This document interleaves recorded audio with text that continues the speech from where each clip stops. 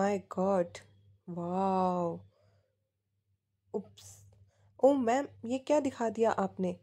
So today आज हम यही सब डिस्कस करेंगे कि कैसे कैसे केमिकल चेंजेस होते हैं, चीज़ें रखी रखी कैसे सड़ जाती हैं। फोटोसिंथेसिस जो कि हम बचपन से पढ़ते आए हैं, ये भी एक केमिकल चेंज है। Rusting of iron, it is also a chemical change, क्योंकि इसमें लोहे को जंग लग रही है, प्रोडक्ट चेंज हो रहा है। फर्मेंटेशन ऑफ ग्रेप्स, मतलब ग्रेप्स से शराब बनाई जाती है। ये सब कैसे? This is all because of chemical reactions. So आज का हमारा टॉपिक है NCERT class 10th chapter chemical reaction and equations. So like, share and subscribe the channel. अगर आपको कंटेंट अच्छा लगे तो प्लीज़ वीडियो को फॉलो एंड शेयर ज़रूर। केमिकल रिएक्शन एंड इक्वेशन हमारे चैप्टर का नाम है।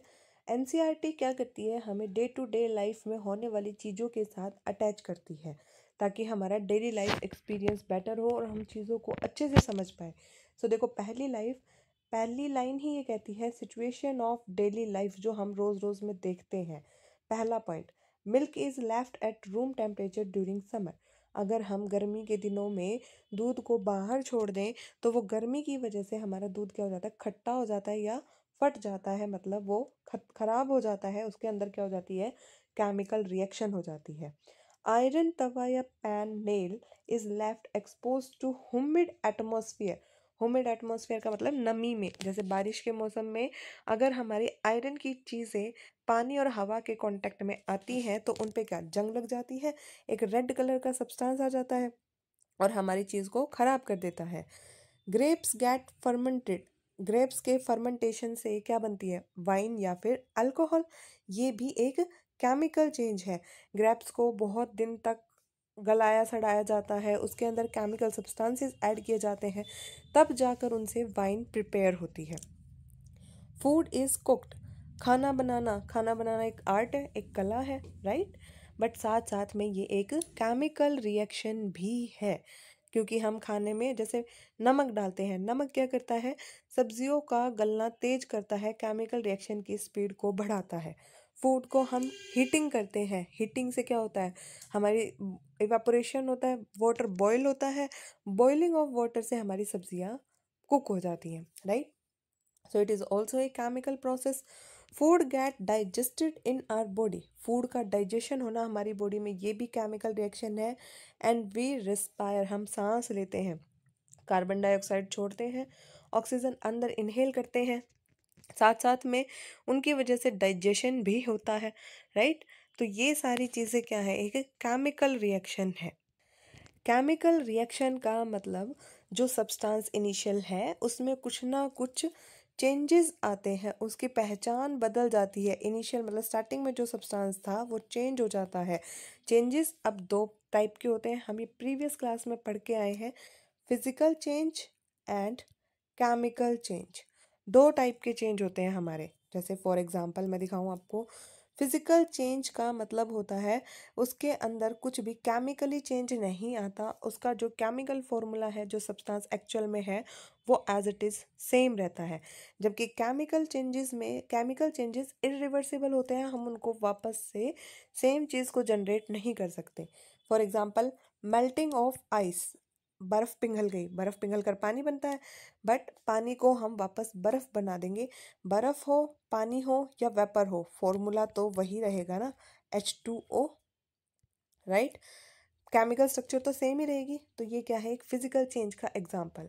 चॉपिंग ऑफ वुड, लकड़ी को काटना, रहेगी तो लकड़ी ही, चाहे हम उसका शेप और साइज चेंज कर दें। Shredding of paper, paper shred होने के बाद भी पेपर ही रहता है, नया सब्सटेंस नहीं बनता। ऐसे ही अगर हम दो चीज़ों को मिक्स कर दे, जैसे दो ग्रे और वाइट मार्बल को हमने मिक्स किया तो भी वो मार्बल ही रहेंगे, हम उनको आराम से अलग अलग कर सकते हैं। ये सब क्या है, फिजिकल चेंजेस। बात करते हैं केमिकल चेंजेस की। For example, burning of would, अगर लकड़ी जलेगी तो राख बनती है, हम उसको किसी भी तरीके से वापस लकड़ी नहीं बना सकते। ये क्या है, केमिकल चेंज का एग्जांपल है। रोटिंग ऑफ बनाना या फिर रोटिंग ऑफ फ्रूट्स, कोई भी फ्रूट अगर सड़ जाता है तो हम क्या करते हैं, फेंक देते हैं, यूजलेस हो गया, काम नहीं आता हमारे, क्योंकि वो क्या है, केमिकल रिएक्शन हो गई है और वो फ्रूट हमारा खराब हो चुका है। Mixing of vinegar and baking soda, ये भी क्या है, एक केमिकल रिएक्शन है। इन दोनों को मिक्स करने से कुछ अलग सब्सटेंस बनकर आता है, राइट। फायरवर्क्स फोड़ना, फायरवर्क्स मतलब पटाखे जलाना, पटाखे जलाना बारूद का काम है। माचिस से हम इसको इग्नाइट करते हैं या मोमबत्ती से इग्नाइट करते हैं और वो हवा में जाकर तेज आवाज़ देते हैं, धमाका और लाइट प्रोड्यूस करते हैं। ये भी क्या है, एक केमिकल चेंज है। So physical and chemical change क्या होते हैं, देखो वाटर से, ये एग्जांपल दिए हैं मैंने कुछ, वाटर से आइस या फिर rusting of iron, digestion of food, ये क्या है, chemical changes. Physical changes reversible है, उनको वापस दोहराया जा सकता है, बट केमिकल चेंजेस को हम रिवर्सिबल नहीं कर सकते। फिजिकल चेंज में फिजिकल रिएक्शन होती है और केमिकल चेंज में केमिकल रिएक्शन होती है। फिजिकल रिएक्शन से मतलब सिर्फ इतना है कि शेप और साइज उसका चेंज होता है। Okay, that's all about changes. Now move to the next topic अपना। इसके बाद देखो हमारा पेज पे नेक्स्ट आती है हमारी एक्टिविटी, फर्स्ट पेज पे ही।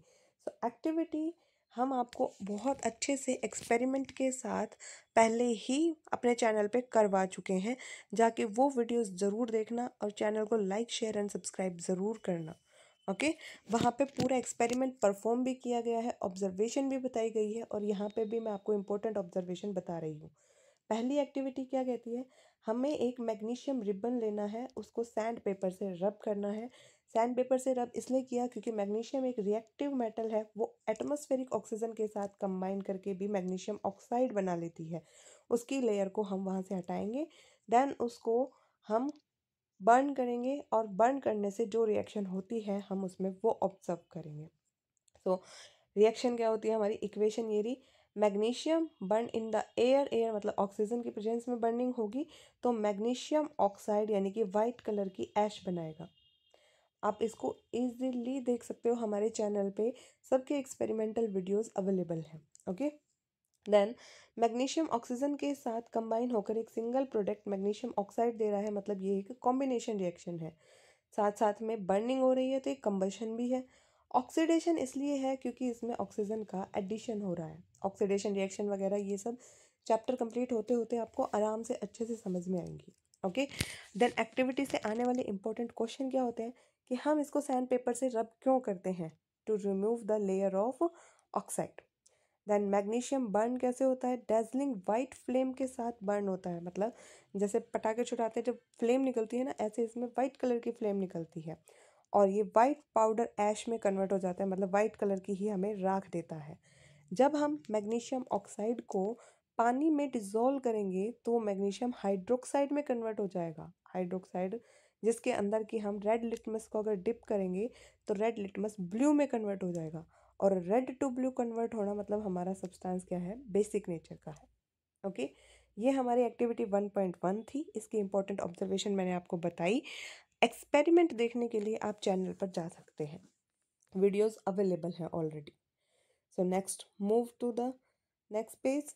नेक्स्ट पेज हमारे पे अगेन दो एक्टिविटी है, एक्टिविटी 1.2 एंड एक्टिविटी 1.3। ये भी आपको एक्सप्लेन करके इजीली दिखाई जा चुकी हैं, आप जाके एक्सपेरिमेंट्स को विजिट ज़रूर करें। ओके, वहाँ पे आपको इम्पोर्टेंट ऑब्जर्वेशन वगैरह सब कुछ मिलेगा और साथ साथ एक्टिविटी परफॉर्म की हुई भी मिलेंगी। देखो क्या कहती है एक्टिविटी 1.2, ये कहती है लेड नाइट्रेट का सॉल्यूशन लेना है टेस्ट ट्यूब के अंदर और उसके अंदर पोटेशियम आयोडाइड का सॉल्यूशन मिक्स करना है।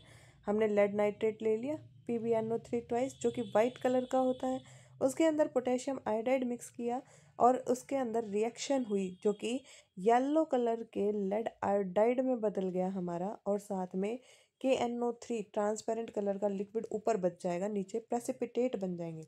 सॉलिड मिल रहा है ना, सॉलिड मतलब प्रेसिपिटेट बन जाएंगे हमारे। Okay, so it is a precipitation reaction, साथ साथ में ये क्या है, एक डिस्प्लेसमेंट रिएक्शन है। इसमें लेड ने पोटेशियम को डिस्प्लेस करके उसकी जगह खुद आ गया है आयोडीन के साथ, तो ये क्या है, एक डिस्प्लेसमेंट रिएक्शन है। पूरा एक्सपेरिमेंट प्रॉपर वीडियो आपको चैनल पे ऑलरेडी दी हुई है, एक्टिविटीज़ की सीरीज़ हमने अलग बनाई थी। So please visit the channel for activities. Okay, now move to the next one, activity 1.3 जो कि क्या कहती है, हमने जिंक ग्रैनुअल्स लेने हैं कॉनिकल फ्लास्क में, ये दिखाया हुआ है इधर। कॉनिकल फ्लास्क के अंदर हमें भरना है डाइल्यूट सल्फ्यूरिक एसिड, उसके अंदर जिंक ग्रैन्युअल्स डालने हैं और फिर जो रिएक्शन होती है वो ऑब्जर्व करनी है हमें। जिंक क्या करेगा इसमें, या तो HCl लेंगे हाइड्रोक्लोरिक एसिड या फिर H2SO4। एक्टिविटीज़ में एक्सप्लेन्ड है, जाकर वीडियोस देख सकते हो आप। ओके, जिंक हमने H2SO4 के साथ रिएक्शन कराएंगे तो जिंक हाइड्रोजन को डिस्प्लेस कर कर सल्फेट आयन के साथ खुद जुड़ जाएगा। ऐसे ही HCl में क्लोराइड आयन के साथ ये खुद जुड़ जाएगा और साथ में हाइड्रोजन गैस यहाँ से पास आउट होएगी, जो कि हम एक पाइप लगाकर कॉर्क में से पाइप लगाकर उसको पास आउट कर देंगे। और हाइड्रोजन गैस की खासियत होती है कि वो पॉप साउंड के साथ बर्न होती है। ओके, इसके अंदर हीट निकलेगी, मतलब ये क्या है, एक्सोथर्मिक रिएक्शन है। एक्सपेरिमेंट करते वक्त बीकर का हमारा टेम्परेचर या फिर कॉनिकल फ्लास्क का टेम्परेचर बढ़ जाता है। डिस्प्लेसमेंट रिएक्शन है क्योंकि जिंक ने हाइड्रोजन को डिस्प्लेस कर दिया है। और third point, hydrogen pop sound के साथ बर्न होती है। ओके, अभी हमने ये 3 एक्टिविटी पढ़ी, इनका क्या बेनिफिट है, क्यों पढ़ रहे हैं हम ये सब, राइट? देखो, हम इसलिए पढ़ रहे हैं क्योंकि हमारा पहली बात तो चैप्टर का नाम है केमिकल रिएक्शन एंड इक्वेशन। हम पहचाने कैसे कि रिएक्शन होती कैसे है। सो रिएक्शन होने के लिए जो उसमें चेंजेस होते हैं वो होते हैं change in state, change in colour, या फिर गैस निकलेगी या फिर उसका टेम्परेचर बढ़ेगा। स्टेट चेंज होना, इसको आप एक और तरीके से कह सकते हो कि प्रेसिपिटेट्स की फॉर्मेशन होगी। ओके, नाउ ये है हमारी केमिकल रिएक्शंस की करेक्टरिस्टिक्स, राइट? कि केमिकल रिएक्शन को हम पहचानेंगे कैसे। सो these are 5 characteristics to identify a chemical reaction. क्या क्या है? Chemical change in state, change in color, change in temperature, evolution of gas and formation of precipitates. इनको वन बाय वन हम आगे पढ़ेंगे। और आपको अगर कंप्लीट हैंड रिटन नोट्स चाहिए तो वो भी चैनल पर शॉर्ट फॉर्म में, शॉर्ट्स की फॉर्म में अवेलेबल है, तो आप जाकर चैनल विजिट ज़रूर करें। आपको वहाँ पर एक्टिविटी और शॉर्ट नोट्स सब मिलेंगे। Okay, characteristics of A chemical reaction को तो हम तब स्टडी करेंगे ना जब हमें केमिकल रिएक्शन और इक्वेशन के बारे में पता होगा। सो पहले केमिकल रिएक्शन क्या होती है, कैसे उसको लिखते हैं, बैलेंस कैसे होती है, इक्वेशन क्या होती है, हम इन सब के बारे में समझेंगे। सो केमिकल इक्वेशन पढ़ने से पहले हम देखते हैं केमिकल रिएक्शन क्या होती है। ये मेरे खुद के हैंड रिटन नोट्स हैं। अगर आपको ये नोट्स चाहिए तो आप यूट्यूब शॉर्ट्स में जाकर हमारे चैनल पर इजीली इनको ग्रैब कर सकते हैं। ओके, केमिकल रिएक्शन, देखो, the process in which a substance undergoes a change to produce new substance with different properties. मतलब एक सब्सटेंस पहले से है, उसके अंदर कुछ ना कुछ चेंज कर कर हमने उनको नए सब्सटेंस में तब्दील कर लिया, उसको बदल लिया। फिर वो चेंजेस चाहे फिजिकल हो या फिर केमिकल चेंजेस हो, उसको हम बोलते हैं केमिकल रिएक्शन। इसी की दूसरी डेफिनेशन है हमारी, in a chemical reaction one or more reactant substance get converted into one or more product. मतलब रिएक्टेंट होता है इनिशियली कुछ भी, उसके अंदर एक या एक से ज़्यादा रिएक्टेंट मिक्स होते हैं या फिर रिएक्शन कंडीशंस दी जाती हैं अलग अलग, और फिर हमारा प्रोडक्ट बन जाता है। उसको हम कहते हैं क्या? Chemical reaction. जैसे किचन में हमारी मम्मी आटा लगाती है, आटे के अंदर पानी और नमक डालती है और उसको गूंथ के फिर रोटी बनाती है। आटे से क्या बनी? रोटियां। कुछ सब्सटेंस मिक्स हुए जो कि क्या है? रिएक्टेंट। रिएक्टेंट्स को हमने हीट करके रोटी बना ली। रोटी बना ली मतलब वो क्या हो गया? एक प्रोडक्ट बन गया हमारा, राइट? सो रिएक्टेंट क्या होते हैं? The substance which take part in chemical reaction are called reactant. जो रिएक्शन में पार्टिसिपेट करते हैं वो होते हैं हमारे रिएक्टेंट। और the substance which formed in the chemical reaction वो होते हैं हमारे प्रोडक्ट। जो बनते हैं वो प्रोडक्ट और जो यूज्ड अप होते हैं वो होते हैं हमारे रिएक्टेंट। फॉर एग्जाम्पल, मैंने एक यहाँ पर केमिकल रिएक्शन की हेल्प से समझाने की कोशिश की है। जैसे हमारी सबसे पहली एक्टिविटी थी, मैग्नीशियम ऑक्सीजन के साथ रिएक्ट करता है, मतलब ये दोनों क्या हो गए? हमारे रिएक्टेंट। और बनाता है मैग्नीशियम ऑक्साइड, मतलब ये है क्या मेरा प्रोडक्ट। तो ये होती है हमारी केमिकल रिएक्शन। अब आगे बढ़ते हैं। पता चल गया केमिकल रिएक्शन क्या होती है। हाँ, फिजिकल और केमिकल चेंजेस जो इसमें ये टर्म आई है, इसको हम ऑलरेडी स्टार्टिंग में डिस्कस कर चुके हैं, राइट। तो आगे बढ़ते हैं हम। केमिकल इक्वेशन क्या होती है, राइट, यही था ना हमारा एनसीईआरटी का। देन देखो, केमिकल इक्वेशन रिएक्शन जो होती है उसको लिखने का तरीका हमारा क्या कहलाता है, केमिकल इक्वेशन। रिएक्शन जो है उसको सेंटेंस फॉर्म में लिखते हैं, एंड उसको सिंबॉलिक या फिर छोटे फॉर्म में लिखना, वो क्या होती है, हमारी इक्वेशन होती है। जैसा कि मैं आपको नोट्स की हेल्प से समझाती हूँ, ये सारी चीज़ें स्टडी करके अच्छे से फिर जाके नोट्स बनाए गए हैं ताकि आपको कोई भी प्रॉब्लम ना हो। तो देखो, केमिकल इक्वेशन क्या होती है, symbolic representation of A chemical reaction by using symbols and formulas. Symbol और फॉर्मूला की हेल्प से बड़े बड़े अक्षरों को छोटा करके लिखना, यही क्या होती है हमारी केमिकल इक्वेशन। रिएक्टेंट्स को लेफ्ट हैंड साइड में लिखा जाता है और उनके बीच में जितने, जैसे यहाँ पे ये देखो मैग्नीशियम ऑक्साइड वाली रिएक्शन है, दो रिएक्टेंट हैं तो बीच में हम इनके प्लस का साइन लगा देंगे। राइट हैंड साइड पर हम रिएक्टेंट लिखते हैं और दूसरी पहचान क्या होती है, जो हम ये एरो लगाते हैं, ये होता है हमारा एरो का टेल, और ये जो एरो है ये होता है एरो का हेड। एरो के टेल की तरफ हमारे रिएक्टेंट्स आते हैं और प्रोडक्ट हमारे आते हैं राइट हैंड साइड पे इस तरफ, जो कि क्या है, एरो हेड की तरफ है। एरो हेड की तरफ प्रोडक्ट, एरो टेल की तरफ हमारे आते हैं रिएक्टेंट। देखो, अब इसको इतने बड़े बड़े वर्ड्स में लिखना, like magnesium oxygen, magnesium oxide, it will be much better ना कि हम उसको सिंबल की फॉर्म में लिखें। लाइक मैग्नीशियम के लिए Mg, ऑक्सीजन के लिए O2, मैग्नीशियम ऑक्साइड के लिए MgO। छोटा हो गया और लिखना आसान हो गया, राइट। देन आगे देखो, केमिकल रिएक्शन की ज़रूरत क्यों पड़ी, इक्वेशन की, सॉरी, केमिकल इक्वेशन की ज़रूरत इसलिए पड़ी to write a chemical reaction easy to write, मतलब उसको लिखना आसान हो गया। Then chemical equation are easy to balance, बड़े बड़े अक्षरों को बैलेंस करना। अब मैग्नीशियम ऑक्साइड को मैं बैलेंस करने लगूं तो मुझे पहले देखना पड़ेगा कि इसमें ऑक्सीजन कितने हैं, मैग्नीशियम कितने हैं, एक मैं सिंबल की फॉर्म में लिखूं, मुझे अच्छे से समझ में आ रहा है इसमें एक ही मैग्नीशियम है एक ही ऑक्सीजन है, तो हम इसको आसानी से बैलेंस भी कर सकते हैं। डोंट वरी, इसको, ये अभी अनबैलेंस्ड इक्वेशन है, नेक्स्ट स्टेप में हम इसको बैलेंसिंग भी सीखेंगे, ओके। अगर देखो, केमिकल रिएक्शन और इक्वेशन दोनों में यहाँ डिफरेंस इजीली समझ में आएगा आपको। केमिकल रिएक्शन क्या होती है, magnesium react with oxygen to form magnesium oxide, ऐसे वर्ड्स के फॉर्म में लिखना, ये है हमारा केमिकल रिएक्शन, और उसी को सिंबल्स की फॉर्म में लिखना, ये क्या है, हमारा केमिकल इक्वेशन, ओके। अगर कोई भी डाउट हो तो आप कमेंट बॉक्स में क्वेरी डाल सकते हो, आपका डाउट सॉल्व करने की पूरी कोशिश की जाएगी। आगे बढ़ते हैं, इसी सीरीज को आगे बढ़ाएंगे हम। हमने पढ़ लिया केमिकल रिएक्शन क्या होती है, केमिकल इक्वेशन क्या होती है। अब इसको लिखने का क्या तरीका है, यूं ही थोड़ी है मुंह उठाया मैग्नीशियम ऑक्साइड लिख दिया, नहीं, लिखने का कुछ तो तरीका होता होगा ना। तो सबसे पहले हम लिखेंगे इनके सिंबल्स। हमें सभी मेटल, नॉन मेटल, या फिर शॉर्ट में कहूँ सभी एलिमेंट्स के जो as a reactant and product use हो रहे हैं उसके सिंबल्स का पता होना चाहिए कि उसको लिखा कैसे जाता है। जैसे मैग्नीशियम के लिए यूज़ करते हैं मैं Mg, ऑक्सीजन के लिए यूज़ करते हैं O2, सो मैग्नीशियम ऑक्साइड हो जाएगा क्या, हमारा MgO।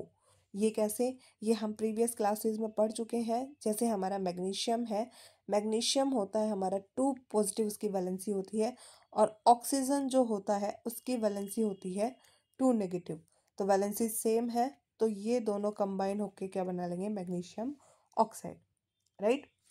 देन पहला स्टेप तो यही कहता है हमारा सिंबल लिखेंगे। सेकेंड स्टेप कहता है mention the state of compound, मतलब कौन सा सॉलिड स्टेट में है, लिक्विड स्टेट में है या गैसेस स्टेट में है, राइट। सॉलिड के लिए यूज़ करते हैं हम ब्रैकेट में S, लिक्विड के लिए L, और गैसेस स्टेट के लिए G। और एक और होती है एक्वस, एक्वस का मतलब उसका वाटर के साथ सॉल्यूशन बना हुआ है, उसको हम कहते हैं AQ से डिनोट करते हैं, और उसका होता है meaning aqueous, aqua, aqua means होता है हमारा वाटर, ओके। सो देखो, पहला तो हमने यही सिंबलिक फॉर्म लिखा, उसके बाद हमने मैग्नीशियम के साथ उसकी स्टेट लिखी। मैग्नीशियम रिबन था ना, रिबन क्या होता है, सॉलिड। ऑक्सीजन एयर में था, गैसियस फॉर्म। और फिर इन्होंने एक वाइट कलर का पाउडर ऐश बनाया था, मैग्नीशियम ऑक्साइड, तो वो भी क्या है हमारा, सॉलिड। ठीक है, second step complete. Now move to the next one, third step. ये एक्टिविटी इसलिए उठाई गई एग्जाम्पल में ताकि आप पीछे की चीज़ों को रिलेट कर सकें। आप 2 या 3 एक्टिविटी अब तक पढ़ चुके हो, इसलिए उसी से रिलेटेड चीज़ें इक्वेशन उठाई गई है। Okay, move to the next one, step third. अगर उसमें कोई भी रिएक्शन कंडीशंस आ रही है तो हम उनको एरो के ऊपर लिखते हैं। जैसे टेम्परेचर देना मतलब हीटिंग करना या कूल डाउन करना, प्रेशर देना, या फिर कैटलिस्ट। कैटलिस्ट क्या होते हैं, कैटलिस्ट ऐसे सब्सटेंस होते हैं जो रिएक्शन की स्पीड को बढ़ा देते हैं। खुद में कोई भी चेंज नहीं आता इनमें, एज इट इज़ रिएक्शन से बाहर हो जाते हैं, लेकिन रिएक्शन की स्पीड को एनहांस कर देते हैं। जैसे वो तो सुना होगा ना, शादी में बिचौलिया होता है, राइट। किन्हीं भी लड़का लड़की की अरेंज मैरिज अगर हो रही हो, उसको कराने के लिए बीच में मीडिएटर होता है। लड़की वालों की बातें लड़के वालों तक और लड़के वालों की बातें लड़की वालों तक पहुंचाता है, विदाउट यूजिंग इटसेल्फ। खुद को तो कुछ बदलाव आता नहीं है ना, उसमें कंज्यूम नहीं होता। वही काम कैटलिस्ट का है, रिएक्शन में से खुद एज इट इज़ बाहर निकल जाएगा और किन्हीं दो की रिएक्शन करा देगा। ओके, जैसे कि मैं बात करूँ फॉर एग्जांपल फोटोसिंथेसिस, ये तो हम बचपन से पढ़ते आए हैं, हमारी फेवरेट रिएक्शन है। क्या होता है, ग्रीन प्लांट्स सनलाइट के प्रेजेंस में कार्बन डाइऑक्साइड और वाटर लेके, एयर से कार्बन डाइऑक्साइड और अर्थ से वाटर लेके सनलाइट के प्रेजेंस में क्लोरोफिल जो कि ग्रीन पिगमेंट में होता है, वो अपना भोजन खुद बनाता है, मतलब कार्बोहाइड्रेट या ग्लूकोज खुद बनाता है, साथ में हमें ऑक्सीजन गैस प्रोवाइड करता है, राइट। सो इसमें रिएक्शन कंडीशंस क्या क्या हो गई, एक तो क्लोरोफिल होना ही होना चाहिए, ग्रीन पिगमेंट, साथ में सनलाइट की प्रेजेंस ज़रूरी है। सो ये रिएक्शन कंडीशंस है, इसलिए हमने इनको एरो पर लिखा है। ओके, देन फर्स्ट स्टेप था हमारा सिंबल लिखना, दूसरा स्टेप उनकी स्टेट मेंशन करना, तीसरा स्टेप रिएक्शन कंडीशंस का ख्याल रखना, देन चौथा और इसका फाइनल स्टेप आता है रिएक्शन लिखने का कि रिएक्शन हमारी बैलेंस होनी चाहिए। कैसे बैलेंस करते हैं अब उसको, बैलेंसिंग एक अपने आप में इम्पोर्टेंट टॉपिक है। देखो, जैसे हमने यहाँ पे ये इक्वेशन ले रखी है, magnesium plus oxygen magnesium oxide बनाता है। यहाँ पे मैग्नीशियम तो 1 मोल है, ऑक्सीजन के 2 मॉलिक्यूल्स हैं, राइट। लेकिन यहाँ यूज तो एक ही हो रहा है ना, मतलब क्या है, दोनों left hand side and right hand side बराबर नहीं है।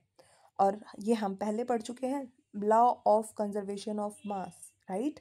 ध्यान है, वो कहता है कि राइट हैंड साइड और लेफ्ट हैंड साइड दोनों का मास बराबर होना चाहिए, तो करना पड़ेगा। इसी से फिर हमारी इक्वेशन क्या हो जाएगी, balance. So let's move to the next slide, how to balance. ये तो एनसीईआरटी का पोर्शन है जिसमें कि आपको बताया गया है राइटिंग ए केमिकल इक्वेशन, और उसको मैंने अपने नोट्स में बहुत अच्छे से एक्सप्लेन कर दिया है ऑलरेडी आपको। इस पैराग्राफ को आप अच्छे से पढ़ सकते हैं। ओके, नेक्स्ट टॉपिक पे मूव करते हैं। देखो, जो कि है हमारा बैलेंस्ड केमिकल इक्वेशन। इक्वेशन को बैलेंस करना सीखते हैं अब हम। चलो, बैलेंस्ड इक्वेशन इसमें करके दिखाई हुई है, इस पर हम बाद में आएंगे। पहले एक बार शॉर्ट नोट्स में देखते हैं क्या क्या लिखा हुआ है, ताकि आपको अच्छे से अंडरस्टैंडिंग बने उस चीज़ की। देख तो, बैलेंसिंग द केमिकल इक्वेशन, बहुत बार ये क्वेश्चन पूछा जाता है कि वाई वी नीड बैलेंसिंग, कि बैलेंसिंग करनी ही क्यों है, हमें ज़रूरत ही क्यों पड़ी बैलेंसिंग की।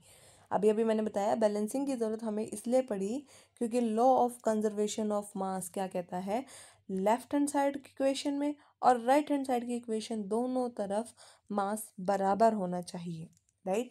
या फिर हम कहें कि मास को हम ना तो क्रिएट कर सकते हैं ना डिस्ट्रॉय कर सकते हैं एक केमिकल रिएक्शन में।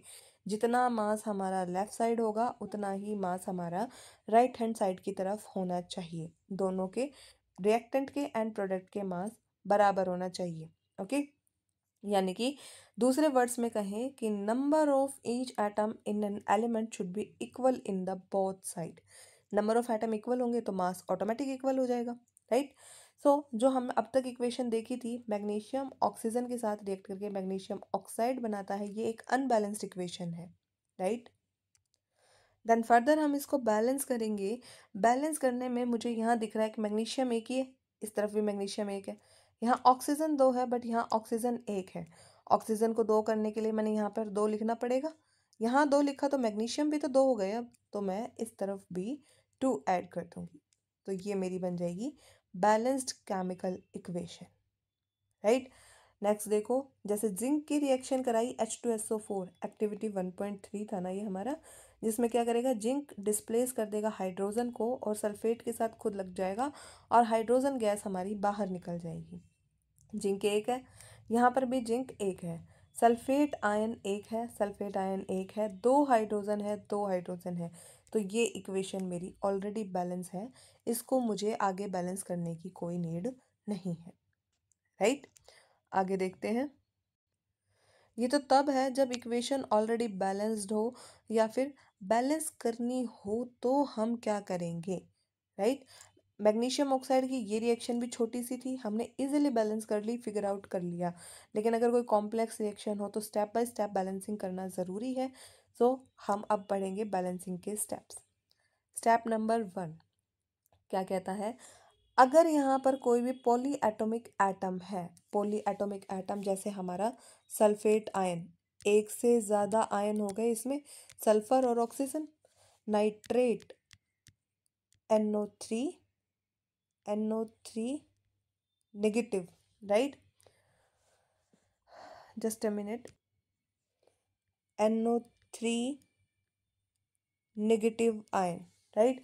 ऐसे आयंस जिसमें एक से ज़्यादा एटम हो, जैसे सल्फर हो गया, ऑक्सीजन हो गया, नाइट्रेट में N हो गया और ऑक्सीजन हो गया, जिसमें एक से ज़्यादा आयन हो, ऐसे को बोलते हैं हम पॉली एटॉमिक एटम। अगर किसी रिएक्शन में पॉली एटॉमिक एटम है तो हम पहले उसको बैलेंस करेंगे। जैसे हमने रिएक्शन ली सिल्वर नाइट्रेट मैग्नीशियम क्लोराइड के साथ, रिएक्ट करके सिल्वर यहाँ से हटके चला जाएगा क्लोरीन के साथ और मैग्नीशियम आ जाएगा हमारा नाइट्रेट आयन के साथ। एज मैग्नीशियम 2 पॉजिटिव होता है, मैग्नीशियम हमारा होता है 2 पॉजिटिव और साथ में नाइट्रेट होता है NO3 नेगेटिव। अब वैलेंसी दोनों की सेम नहीं है तो इसको फॉर्मूला क्या हो जाएगा, मैग्नीशियम 2 नेगेटिव बनाने के लिए हमें नाइट्रेट के लेने पड़ेंगे 2 एटम, राइट। लिख दिया हमने ये यहाँ पे। सो सिल्वर नाइट्रेट मैग्नीशियम क्लोराइड के साथ रिएक्शन करके सिल्वर क्लोराइड और मैग्नीशियम नाइट्रेट बना रहा है। सिल्वर यहाँ पर 1 है, यहाँ पर भी सिल्वर का 1 ही एटम है, यहाँ क्लोरीन के 2 एटम है। बट पहले हमने क्या बोला था, पहले हम पॉली एटॉमिक एटम को बैलेंस करेंगे, बाकी सबको बाद में देखेंगे। पॉली एटॉमिक एटम मतलब नाइट्रेट आयन, यहाँ नाइट्रेट 1 है, यहाँ नाइट्रेट हमारे 2 हैं। तो नाइट्रेट को बैलेंस करने के लिए हमें यहाँ पर लगा दिया 2, हो गया बैलेंस नाइट्रेट।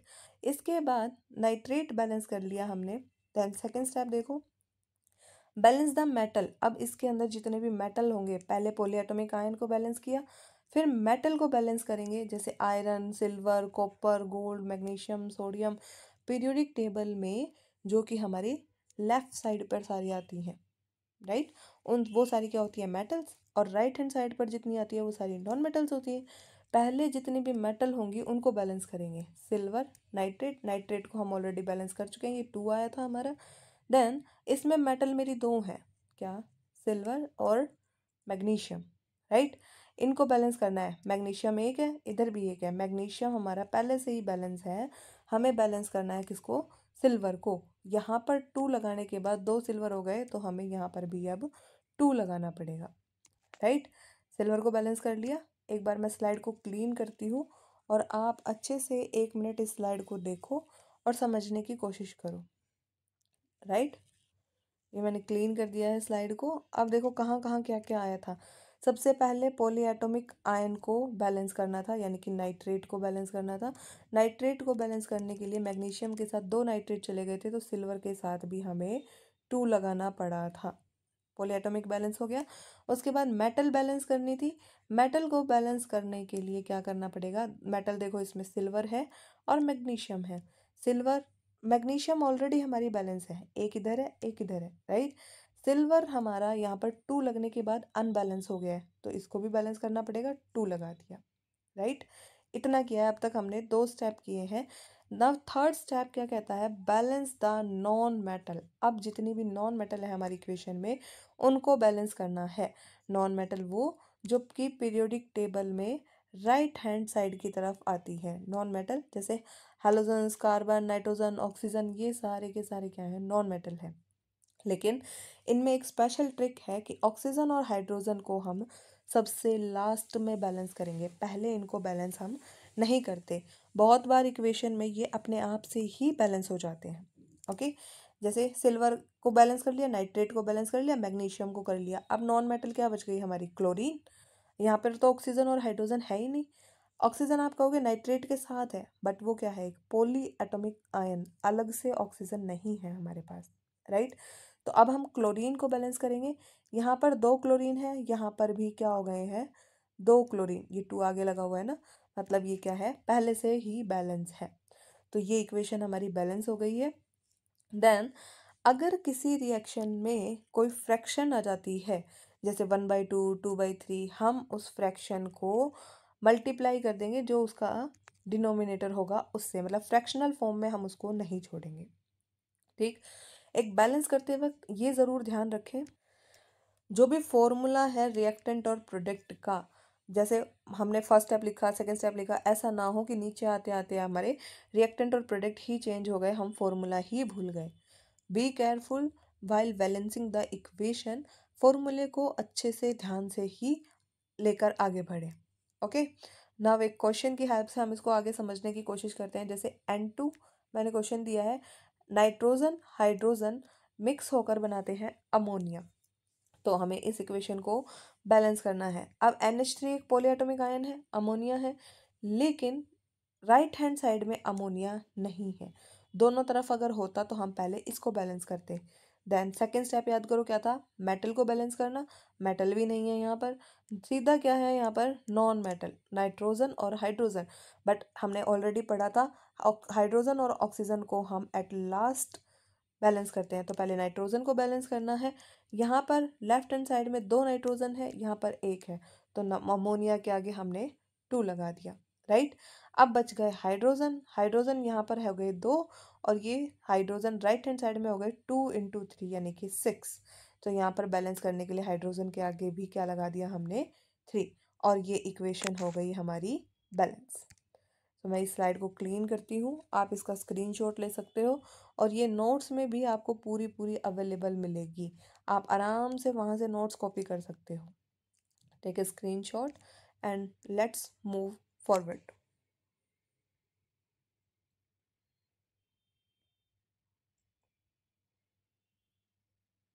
एक बार इसको रीड करके देख लीजिए ताकि आपको अच्छे से समझ भी आए, और अगर कोई भी क्वेरी है तो आप कमेंट बॉक्स में ड्रॉप कर सकते हैं। वीडियो आपको अच्छी लग रही है so please like, share and subscribe the channel, ताकि आपको ऐसे वीडियोस और भी मिलती रहें। और एक्टिविटीज़ के लिए आपको पता ही है, ऑलरेडी हमारी वीडियोस अपलोड हो चुकी हैं, उसके अंदर एक्सपेरिमेंट, ऑब्जर्वेशन सब बिल्कुल एकदम क्लियरिटी के साथ आपको दिखाया गया है। So visit the channel.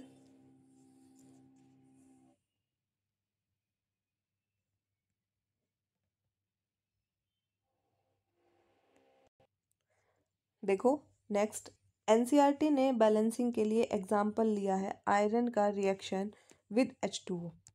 मैंने डिफरेंट एग्जाम्पल इसलिए लिया ताकि आपको प्रैक्टिस के लिए भी क्वेश्चन मिल जाए। ओके, जैसे इसने लिखा है आयरन प्लस वाटर मिलकर क्या बनाते हैं, आयरन ऑक्साइड, और हाइड्रोजन गैस बाहर निकलती है, इसको बैलेंस करना है। देखो कैसे करते हैं, आयरन प्लस वाटर यानी कि 2H2O, ये मिलकर बना रहे हैं हमारे Fe3O4, और साथ में H2 गैस रिलीज हो रही है। यहाँ पर देखो, सबसे पहले हम क्या करते हैं, पॉली एटॉमिक आयन को बैलेंस करते हैं। यहाँ पर कोई भी पॉली एटॉमिक आयन नहीं है। सेकेंड स्टेप हम क्या करते हैं, मेटल को बैलेंस करते हैं, मतलब हमें आयरन को बैलेंस करना है। यहाँ पर आयरन 1 है, यहाँ पर 3 है, तो ये तो इजीली यहाँ पर हम 3 लगा देंगे और ये बैलेंस हो जाएगा, राइट। आयरन के, एक मिनट मैं डिफरेंट पेन यूज़ कर लेती हूँ कलर, ताकि आपको अच्छे से समझ में आए। ये 3 ऐड किया है हमने, आयरन बैलेंस हो गया है। अब आयरन के बाद हम देखें तो हाइड्रोजन, देखो अगर मान लो हाइड्रोजन करते हो तो यहाँ पे 2 हाइड्रोजन, यहाँ पे 2 हाइड्रोजन, इस हिसाब से तो ये ऑलरेडी बैलेंस है। लेकिन यहाँ पर देखो ऑक्सीजन 4 है, यहाँ पर एक ही ऑक्सीजन है, तो इसको बैलेंस करने के लिए हमें इससे 4 से मल्टीप्लाई करना पड़ेगा, राइट। इसको अगर हम 4 से करते हैं तो ऑक्सीजन तो हमारा बैलेंस हो गया है, बट हाइड्रोजन देखो, हाइड्रोजन अब 8 हो गए, मतलब यहाँ पर भी हमें 4 लगाना पड़ेगा। Now this equation is balanced. Notes वाला तरीका आप फॉलो कर सकते हो, इजी स्टेप्स में आसानी से निकाला हुआ तरीका है, कोई भी मुश्किल काम नहीं है। देखो एनसीईआरटी में भी लास्ट में फाइनली इसको जो बैलेंस करके दिखाया है यही निकल के आया है। सॉरी, ये फाइनल इक्वेशन नहीं है अभी, ये पार्शियली बैलेंस्ड है। आगे मूव करो। फाइनली देखो ये रही यहाँ पर, this equation is balanced. 3 iron हमारे और साथ में 3 आयरन 4H2O, देखो आयरन 3 मोल, 4 हाइड्रोजन, सॉरी 4 वाटर मॉलिक्यूल, साथ में Fe3O4 और 4H2O। यही हमारा आया था बैलेंस करने के बाद इक्वेशन, यही इसमें आ रहा है, right. This equation is balanced equation. ऐसे ही हमें जो भी एग्जांपल दिए हो हम उसको बैलेंस कर सकते हैं। देखो ये वाली इक्वेशन देखो, कार्बन मोनोऑक्साइड हाइड्रोजन के साथ रिएक्ट करके इथेनॉल मतलब CH3OH में कन्वर्ट हो रही है, और साथ में यहाँ पे हमें प्रेशर देना पड़ रहा है 340 एटमॉस्फेयर, मतलब रिएक्शन कंडीशंस को हम एरो के ऊपर लिखते हैं, राइट। इसमें ये सारे रूल्स और ये ही तरीका बताया हुआ है। अगर फिर भी आपको नहीं समझ में आता आप कमेंट कीजिए, इक्वेशन हमें दीजिए, हम बैलेंस करके देंगे आपको। Okay, let's move to the next topic. Chemical reaction, chemical equation, writing, balancing आपका यहाँ पर कंप्लीट होता है। बीच में हमने एक टॉपिक छोड़ा था जो कि था characteristics of A chemical reaction, उसी को हम आगे कंटिन्यू करते हैं। 5 करेक्टरिस्टिक्स थी हमारी केमिकल रिएक्शन को एक्सप्लेन कर की। उसी टॉपिक के लिए ज़रूरी था पहले कि हम रिएक्शन को बैलेंस करना, इक्वेशन लिखना सीख जाएं, राइट। केमिकल रिएक्शन इक्वेशन होती क्या है ये समझ जाएं। कौन सी थी वो 5 करेक्टरिस्टिक्स? चेंज इन कलर, या फिर change in state, formation of precipitate, evolution of gas, और फिफ्थ वन थी change in temperature, right. One by one जो हमारी एनसीईआरटी में एक्टिविटीज़ हैं उन्हीं के बेसिस से हम इनको एक्सप्लेन करेंगे। देखो पहला था हमारा change in colour. Change in colour के साथ साथ ही हम प्रेसिपिटेशन को भी एक्सप्लेन करेंगे। सेकेंड एक्टिविटी जो कि हम पढ़ चुके हैं, यहाँ पर भी पढ़ चुके हैं और परफॉर्म भी करके देख चुके हैं अपनी दूसरी वीडियो में, क्या कहती है? Lead nitrate with potassium iodide, lead iodide और पोटेशियम नाइट्रेट में कन्वर्ट हो जाती है। रिएक्शन लिखी हमने इसकी, ये दोनों कलरलेस थे, साथ में हमें सॉलिड सब्सटेंस यानी कि PbI2 दे रहे थे। इसमें हमारा ये एक्वस सॉल्यूशन, साथ में ही ये भी क्या है, एक्वस सॉल्यूशन, और हमें मिल रहा है सॉलिड, मतलब ये क्या है, प्रेसिपिटेट फॉर्म हो रहे हैं येलो कलर की, ये एक प्रेसिपिटेशन रिएक्शन है, और साथ में कलरलेस सब्सटेंस मिल रहे हैं। अब इस रिएक्शन में देखो प्रॉपरली ये बैलेंस्ड है, सभी की स्टेट मेंशन है, सभी के सिंबल मेंशन है। प्रेसिपिटेट क्या होते हैं? एक ऐसा इनसॉल्युबल सॉलिड सब्सटेंस बनता है जो कि नीचे रिएक्शन बॉटम में, मतलब जो भी हमारा कंटेनर है उसके बॉटम में सेटल डाउन हो जाता है। चेंज इन कलर पर ही दूसरी एक्टिविटी अगर हम डिस्कस करें, एक्टिविटी 1.5, जिसमें फेरस सल्फेट के क्रिस्टल हम लेते हैं। फेरस सल्फेट का फॉर्मूला होता है FeSO4.7H2O। यहाँ पर 7H2O हमारे हैं वाटर ऑफ क्रिस्टलाइजेशन, जो कि फॉर्मूले में ऑलरेडी मेंशन है। यहाँ पर अगर हम इसको हीट करते हैं, हीट करते ही वाटर का हो जाता है इवेपोरेशन, ये बन जाता है अनहाइड्रस सॉल्ट। पहले ये ग्रीन कलर का था, अब ये वाइट में चेंज हो जाता है FeSO4 में। अगर इसको हम फर्दर हीटिंग करते हैं तो ये एक डिसोसिएशन रिएक्शन होती है। दो कंपाउंड रिएक्शन भी हम आगे पढ़ेंगे, combination reaction, dissociation, displacement, double displacement, ये हमारा नेक्स्ट टॉपिक है इस चैप्टर का। अभी के लिए फोकस करो आप करेक्टरिस्टिक्स पे, राइट। उसमें फिर दोबारा हम ये एक्टिविटीज़ एक्सप्लेन करेंगे।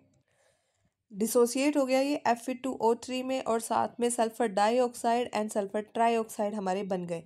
इसमें क्या हो गया, ये सॉलिड सब्सटेंस बना, मतलब ये भी क्या है, एक प्रेसिपिटेशन रिएक्शन है। और साथ में ये रेडिश ब्राउन कलर के क्रिस्टल दे रहा है, मतलब इसमें भी कलर चेंज हो रहा है। सो इस स्लाइड को आप आराम से ध्यान से देखिए, 1 मिनट का टाइम है आपके पास, अच्छे से देखिए, नोट डाउन कीजिए, स्क्रीनशॉट लीजिए, आप कुछ भी कर सकते हो जो आपको अच्छा लगे। सो उसके बाद आप चैनल को लाइक शेयर एंड सब्सक्राइब करना ना भूलें।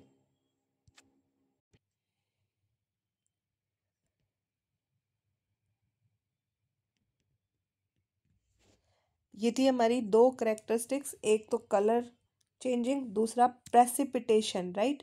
दो करेक्टरिस्टिक्स एक साथ एक्सप्लेन हो गई है। Next move to the third one, जो कि है हमारी चेंज इन स्टेट।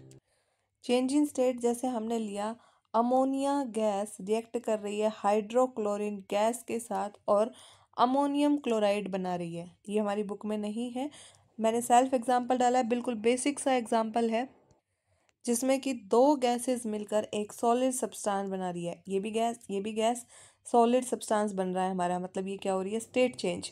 और एक्टिविटी 1.1 हम परफॉर्म करके देख चुके हैं, जिसमें मैग्नीशियम रिबन एयर के साथ रिएक्ट करके मैग्नीशियम ऑक्साइड बना रहा है। यहाँ सॉलिड भी है, गैस भी है, बट प्रोडक्ट में सिर्फ और सिर्फ सॉलिड मिल रहा है, मतलब यहाँ पर भी क्या हो रही है, स्टेट चेंज हो रही है हमारी, राइट।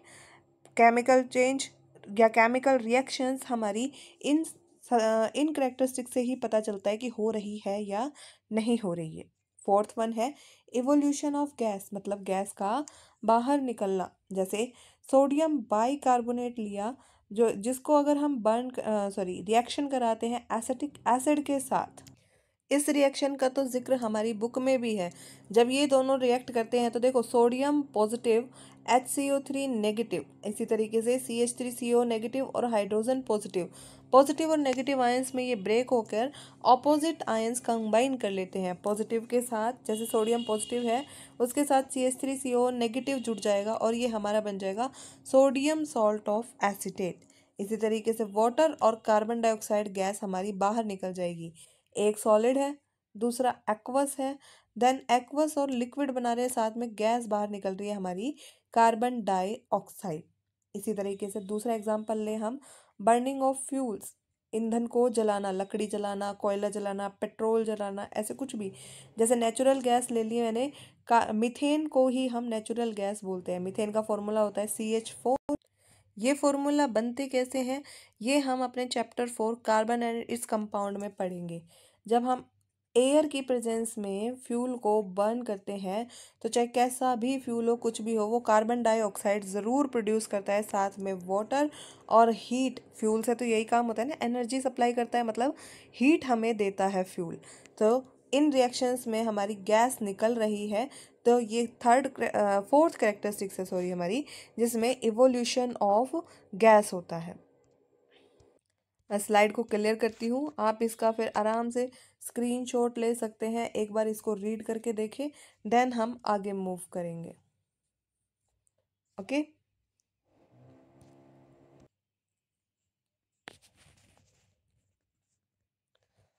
मूव करते हैं आगे की तरफ। फिफ्थ करेक्टरिस्टिक्स, और एक इम्पॉर्टेंट करेक्टरिस्टिक्स है ये हमारी, चेंज इन टेम्परेचर। यहाँ पर आप दो टर्म पढ़ोगे, एक्सोथर्मिक एंड एंडोथर्मिक रिएक्शन। देखो, रिएक्शन में या तो हम टेम्परेचर दे के, यानी कि उसको गर्म करके रिएक्शन कराएं, या उसको ठंडा कर कर, मतलब उसमें से हीट बाहर निकाल के रिएक्शन कराएं। तो उस बेसिस पे दो नाम आते हैं हमारे, exothermic reaction and endothermic reaction. ऐसे रिएक्शन जिसके अंदर एनर्जी रिलीज आउट होती है, मतलब बाहर निकलती है, उसको तो बोलते हैं हम एक्सोथर्मिक रिएक्शन। और ऐसी रिएक्शन जिसके अंदर एनर्जी एब्जॉर्ब होती है, हमें देनी पड़ती है, उसको बोलते हैं हम एंडोथर्मिक रिएक्शन, राइट। जैसे कि रेस्पिरेशन, रेस्पिरेशन क्या है, एक्सोथर्मिक रिएक्शन है, हीट रिलीज आउट होती है। जैसे हम सांस लेते हैं, फूड का डाइजेशन स्टार्ट होता है, कार्बोहाइड्रेट लिखा है ना मैंने अभी, C6H12O6, हमारे फूड में कार्बोहाइड्रेट भी होता है, सारी चीज़ें होती है, ग्लूकोज की फॉर्म में हम फूड को छोटे छोटे हिस्सों में तोड़ते हैं, ऑक्सीजन के साथ ये बाइंड होता है, और साथ में CO2 और एनर्जी रिलीज होता है, जिसकी वजह से हमारी बॉडी फंक्शन करती है उसी एनर्जी के बेस पे। सो रेस्पिरेशन क्या है, एक एक्सोथर्मिक प्रोसेस है। वहीं दूसरी तरफ देखें फोटोसिंथेसिस, जिससे प्लांट अपना खाना खुद बनाते हैं, वो क्या है, एक एंडोथर्मिक रिएक्शन है। उसमें हमें सनलाइट के फॉर्म में एनर्जी देनी पड़ती है। रेस्पिरेशन में एनर्जी बाहर निकलती है, जिसकी वजह से हमारी बॉडी वर्क करती है, वो एक एक्सोथर्मिक रिएक्शन है। एंडोथर्मिक, जिसमें हमें एनर्जी देनी पड़ती है। फोटोसिंथेसिस में सनलाइट की प्रेजेंस में रिएक्शन होती है।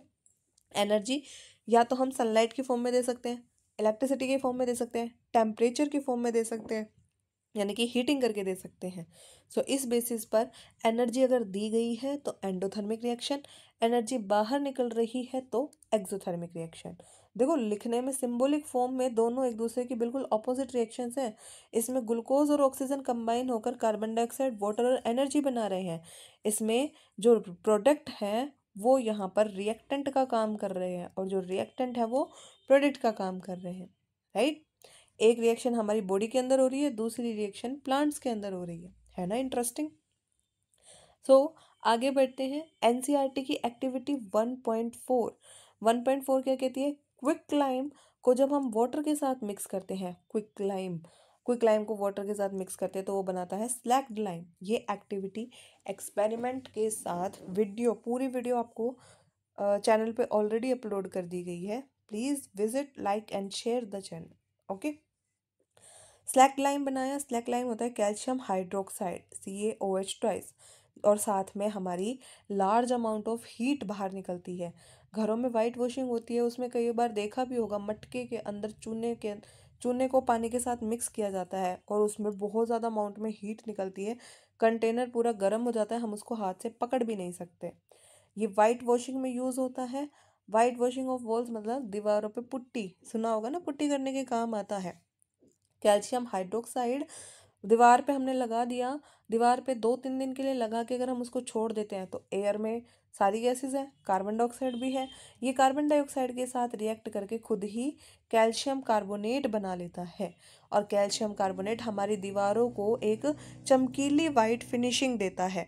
और हमारे मार्बल जो फर्श पे बिछाते हैं, मार्बल का फार्मूला भी यही होता है, CaCO3, calcium carbonate. Calcium carbonate याद है ना, वाइट मार्बल से ही क्या बना है, ताजमहल, राइट। और कैल्शियम कार्बोनेट को अगर हीट करते हैं, हम गर्म करते हैं, तो वो वापस हमारा क्विक लाइम और CO2 गैस में कन्वर्ट हो जाता है, राइट। इसको हम एक फ्लो चार्ट की हेल्प से भी समझेंगे। अभी मैं इस स्लाइड को क्लीन करती हूँ, आप इसका स्क्रीनशॉट ले सकते हो, अच्छे से आप इसको समझ सकते हो। ओके, मूव करें आगे, अच्छे से समझो इसको, स्क्रीनशॉट लो, आगे मूव करते हैं फ्लो चार्ट की तरफ। देखो यहाँ पर मैंने लिया कैल्शियम ऑक्साइड यानी कि क्विक लाइम ले लिया। क्विक लाइम हमारा वाटर के साथ रिएक्ट किया, बन गया क्या, हाइड्रेटेड लाइम या फिर स्लैक्ड लाइम। इसको हाइड्रेशन कहते हैं, वाटर ऐड हो रहा है ना, रिएक्शन हो रही है, वाटर ऐड हो रहा है, तो ये हाइड्रेटेड लाइम या फिर स्लैक्ड लाइम बन गया। अगर इसको हम हीट करेंगे, वाटर बाहर निकल जाएगा। कार्बन डाइऑक्साइड की प्रेजेंस में हीट करेंगे, यानी कि दीवार पे जैसे मैं बोला ना लगा के छोड़ देंगे, तो एयर में कार्बन डाइऑक्साइड इसके साथ रिएक्ट करेगी और बना लेगी लाइमस्टोन यानी कि CaCO3। और अगर उसको भी हम हीट करेंगे 1800 से 1200 डिग्री सेल्सियस पे, CO2 बाहर निकल जाएगी और वापस हमारा क्विक लाइम बन जाएगा। ये था हमारा यहाँ पर characteristics of chemical reaction and equation. आज अभी हमने केमिकल रिएक्शन समझ लिया, केमिकल इक्वेशन समझ लिया, उनको लिखने का तरीका, बैलेंस करने का तरीका समझ लिया, और साथ साथ कैरेक्टरिस्टिक्स पढ़ ली। Almost half of the chapter हमारा कंप्लीट हो चुका है। अब एक ऑलमोस्ट लास्ट ही टॉपिक समझो, बाकी 2-3 छोटे छोटे टॉपिक हैं। Last topic types of reaction बचा है, और उसके बाद रैंसिडिटी और कोरोजन, देन आपका चैप्टर फिनिश हो जाएगा। आपको कोई भी क्वेरी हो, कोई भी दिक्कत हो, आप इजीली पूछ सकते हैं कमेंट बॉक्स में मैसेज ड्रॉप करके। ओके, नेक्स्ट टॉपिक पे आगे बढ़ने से पहले हम देखते हैं अपनी एनसीईआरटी में आए हुए कुछ क्वेश्चंस। देखो पहला क्वेश्चन देखो, why should magnesium ribbon be clean before burning in the air. Air में बर्न करने से पहले हम इसको क्लीन क्यों करते हैं। ये हमने एक्टिविटी डिस्क्राइब करते टाइम आपको पूरा अच्छे से एक्सप्लेन किया था। वीडियो को अच्छे से देखो, लाइक शेयर एंड सब्सक्राइब भी करो। बाकी ऑलमोस्ट क्वेश्चन आपके एक्टिविटीज़ वाले सारे अटेम्प्ट हो चुके हैं, और जो क्वेश्चन आंसर बचे हैं उनका मैं एक अलग से वीडियो बना दूंगी। ठीक है, अभी अपने नोट्स को या अपने चैप्टर को आगे कंटिन्यू करते हैं। Let's move to the next topic, जो कि है हमारा types of chemical reaction. Chemical reaction के कितने टाइप होते हैं, कौन कौन से टाइप की हमारी केमिकल रिएक्शन होती है, राइट। केमिकल रिएक्शन हमारी 5 टाइप की होती है। पहला combination reaction, decomposition reaction, displacement reaction, double displacement and combustion reaction. इसके अलावा एक और इम्पोर्टेंट टाइप होती है ऑक्सीडेशन एंड रिडक्शन रिएक्शन, या दोनों को इकट्ठा करके बोलूँ तो मैं रिडॉक्स रिएक्शन, उसको भी हम एक्सप्लेन करेंगे। सो चलो वन बाय वन हम इनको एक्सप्लेन करते हैं। देखो, नोट्स में एनसीईआरटी में हमारी पहली दे रखी है कॉम्बिनेशन रिएक्शन। कॉम्बिनेशन रिएक्शन क्या होती है? ऐसी रिएक्शन जो कि कंबाइन करके हमें सिंगल प्रोडक्ट दे, राइट। देखो, the reaction in which two or more chemical species combine to react form a single product. एक या एक से ज़्यादा रिएक्टेंट, दोनों रिएक्टेंट सेम भी हो सकते हैं और डिफरेंट भी हो सकते हैं, और मिलकर हमें एक प्रोडक्ट देते हैं। जैसे ए प्लस बी मिलकर हमें ए बी दे रहे हैं। इसके अलावा ये भी हो सकता है ए और ए मिलकर हमें 2A दे। ये भी क्या है? कॉम्बिनेशन रिएक्शन है। ओके, एक्टिविटी इसमें हमारी आती है, जैसे हम एग्जाम्पल के तौर पर मैंने अदर एग्जाम्पल उठाने की बजाय चैप्टर को सिंपल करते हुए चैप्टर में से ही एग्जाम्पल उठाया है, ताकि आपको लर्निंग में आसानी हो सके। जो हमने एक्टिविटी फर्स्ट पढ़ी थी, burning of magnesium ribbon. Magnesium को एयर की प्रेजेंस में यानी कि ऑक्सीजन के साथ अगर हम बर्न करते हैं तो मैग्नीशियम ऑक्साइड मिलता है। दोनों मैग्नीशियम और ऑक्सीजन दो रिएक्टेंट थे, दोनों ने मिलकर हमें सिंगल प्रोडक्ट यानी कि मैग्नीशियम ऑक्साइड दिया। तो ये क्या है? एक कॉम्बिनेशन रिएक्शन का एग्जाम्पल है। साथ साथ ही इसमें magnesium ribbon silver grey colour का होता है, वाइट ऐश मिलती है, कलर भी चेंज हो रहा है। और मैग्नीशियम रिबन तो सॉलिड होता है, ऑक्सीजन गैस होती है, और ये हमें सॉलिड मिलती है ऐश। ये क्या है? स्टेट चेंज का भी एग्जाम्पल है। सो एक एक्टिविटीज में से आए हुए मल्टीपल क्वेश्चंस आपके इस वीडियो से कवर हो जाएंगे। सो चैनल पर बने रहें। आप इस स्लाइड का स्क्रीनशॉट ले सकते हो, मैं क्लीन कर देती हूँ इसको। वीडियो अगर पसंद आ रही है तो लाइक शेयर एंड सब्सक्राइब ज़रूर करें। ओके, कॉम्बिनेशन रिएक्शन के एग्जाम्पल में ही एक और एक्टिविटी मैं आपको दिखाऊं, क्विक लाइम वाली एक्टिविटी 1.4, जिसमें हमने क्विक लाइम को रिएक्शन करवाई थी वाटर के साथ, या फिर वाटर में उसको ऐड किया था तो हमारा स्लैक्ड लाइम कैल्शियम हाइड्रोक्साइड बना था। इसमें भी देखो, क्विक लाइम एंड वाटर दो रिएक्टेंट और हमें एक सिंगल प्रोडक्ट मिल रहा है। ये भी क्या है? कॉम्बिनेशन रिएक्शन है। और ये सारे पॉइंट्स हम आपको इजीली एक्सप्लेन कर चुके हैं पहले ही, राइट। इसका भी आप स्क्रीनशॉट ले सकते हैं स्लाइड को। कुछ चीज़ें बार बार रिपीट इसलिए की जाती है, जो ज़्यादा इंपॉर्टेंट हो उसको ज़्यादा रिपीट किया जा रहा है, ताकि वो यहीं से आपके दिमाग में पहले ही बैठ जाए। ओके,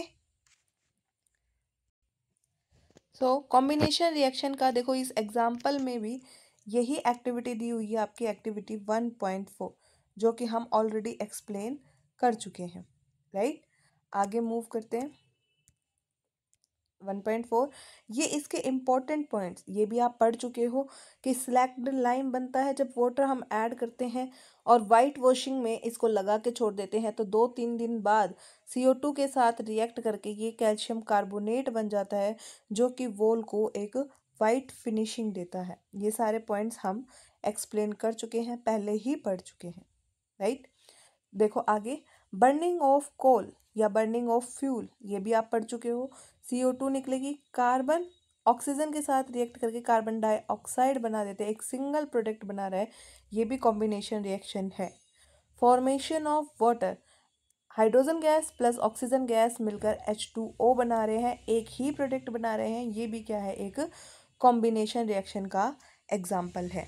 ऐसी रिएक्शन जिनमें दो या दो से ज़्यादा रिएक्टेंट मिलकर हमें एक सिंगल प्रोडक्ट देते हैं, वो होती है हमारी कॉम्बिनेशन रिएक्शन। नेक्स्ट, ये भी कुछ एग्जाम्पल है हमारे कॉम्बिनेशन रिएक्शन के, जैसे बर्निंग ऑफ नेचुरल गैस, ये हम पहले ही पढ़ चुके हैं। एक्सोथर्मिक रिएक्शन का एग्जाम्पल है, जिसमें हमने रिएक्शन की करेक्टरिस्टिक्स पढ़ी थी, वहाँ पर यही रिएक्शन डिस्कस की थी हमने। ओके, नेक्स्ट आगे बढ़ते हैं हम। नेक्स्ट हमारा टॉपिक है कॉम्बिनेशन के बाद नेक्स्ट है हमारा डीकम्पोजिशन रिएक्शन। डीकम्पोजिशन नाम से ही पता चल रहा है, डीकम्पोजिशन का मतलब होता है टूटना, यानी कि एक सिंगल रिएक्टेंट रिएक्ट करके मल्टीपल प्रोडक्ट्स देगा। देखो नोट्स की हेल्प से समझते हैं हम इसको। The reaction in which a single compound break into two or more compound when energy is supplied. किन्हीं को तोड़ना है तो जोर तो लगाना पड़ेगा ना, एनर्जी तो देनी पड़ेगी, चाहे फिर वो एनर्जी दें हम हीट की फॉर्म में, इलेक्ट्रिसिटी की फॉर्म में, या फिर सनलाइट की फॉर्म में। तो इस हिसाब से हमारी डीकम्पोजिशन रिएक्शन 3 टाइप की होती है, राइट। पहला थर्मोलिसिस, थर्मो वर्ड जहाँ भी आ जाए इसका मतलब होता है हीट, हीट की वजह से डीकम्पोजिशन होना उसको थर्मोलिसिस या फिर थर्मोलिटिक डीकम्पोजिशन बोलते हैं। सेकेंड हमारा था इलेक्ट्रिसिटी, इलेक्ट्रिसिटी की मदद से अगर डिकम्पोजिशन हो रहा है तो उसको इलेक्ट्रोलिसिस या फिर इलेक्ट्रोलिटिक डिकम्पोजिशन बोलते हैं। नेक्स्ट, सनलाइट के प्रेजेंस में अगर डिकम्पोजिशन हो रहा है तो उसको फोटोलिसिस या फिर फोटोलिटिक डिकम्पोजिशन बोलते हैं। देखो डिकम्पोजिशन यही था ना, रिएक्टेंट लिया कोई भी ए बी, एनर्जी दी, हीट, सनलाइट या फिर इलेक्ट्रिसिटी की फॉर्म में, वो अलग अलग प्रोडक्ट्स में टूट गए, ए और बी में टूट गया। ये है हमारी डीकम्पोजिशन रिएक्शन। इजी वे में, इजी लैंग्वेज में नोट्स बनाने की कोशिश की गई है, इसको मैं क्लीन कर देती हूँ, देन आप इसका स्क्रीनशॉट ले सकते हो। ओके, नेक्स्ट मूव करें अगर हम, देखो डीकम्पोजिशन रिएक्शन एनसीईआरटी में जहाँ है वहाँ पर हमें ये एक्टिविटी दी हुई है 1.5। एक्टिविटी 1.5 भी हमने आराम से सारी एक्टिविटी एक्सप्लेन की हुई है, वहाँ पर जाकर आप चेक करो। बाकी वैसे मैं रफली बता देती हूँ आपको। इसमें कहता है कि फेरस सल्फेट क्रिस्टल लेने हैं, उनको बॉईल करना है।